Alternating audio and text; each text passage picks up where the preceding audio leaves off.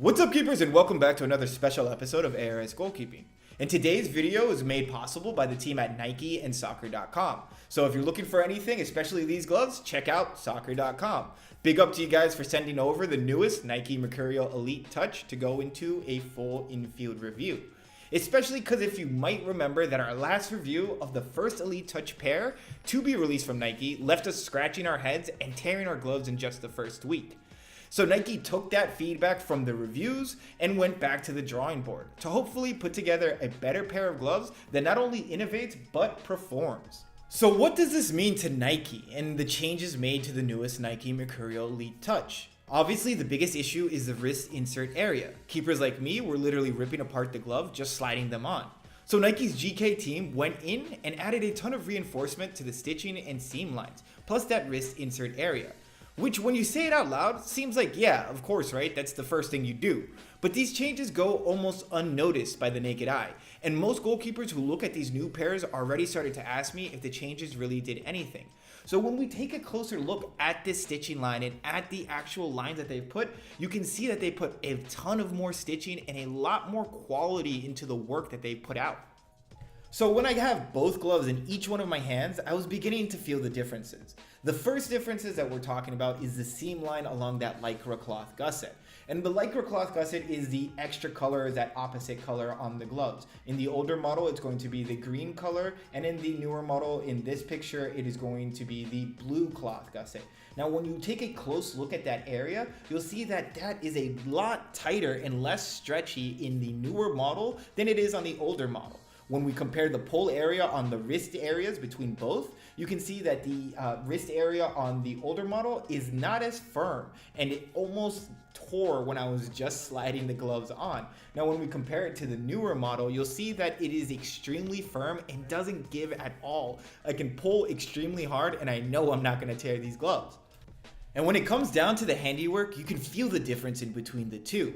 Where the older model feels loose as a pair of dishwashing gloves, this new Elite Touch literally squeezes onto your hand. So much so that I would recommend trying out a half size larger. Not because they will tear, but because the fit actually made my hands cramp up on the first few uses.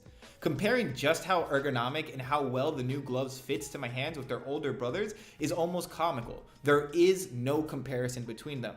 The old and green black model honestly feel loose like a paper bag on your hand and just extremely poorly made when you're comparing it with the new gloves. And I was interested to see how it would feel to handle some simple services to the chest wearing either glove in each hand to do a real-time comparison. There are a few things I noticed first. Whichever hand the newer model would end up being on would be the lead hand going towards the ball during handling. And more often than not, I would feel a very obvious slide of the glove on the ball, either from weak latex to ball contact or from poor fit on the hand. Which goes to show just how much good quality workmanship can change performance on a pair of gloves. The older model, which has much looser stitches and less of them, does not fit as tightly around the hand, which in turn causes the glove to not properly surround the palm and fingers, leaving lots of negative space or empty space that can cause the glove to slide easily from side to side when handling or diving for the ball.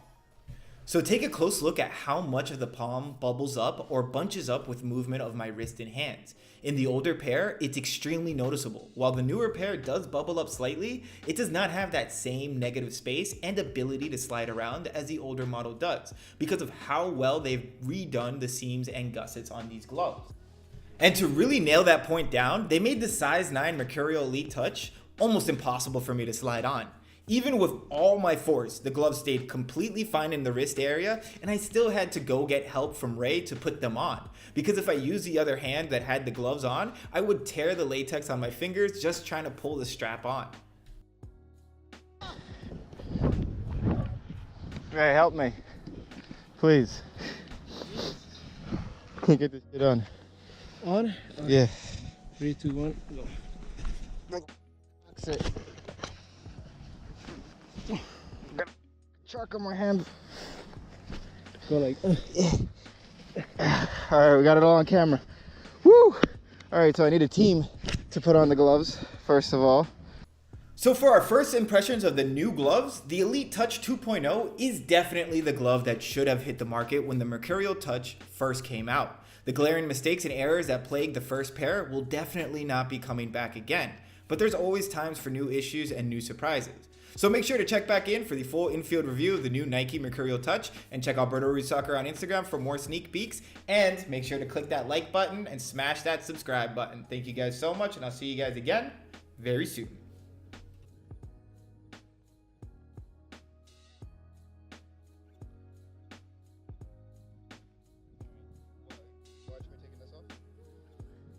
Even taking this off is a hassle. They went really, really tight. My hand is actually cramping up to take this off. And then we have the body here. If we look again, you can see this here has been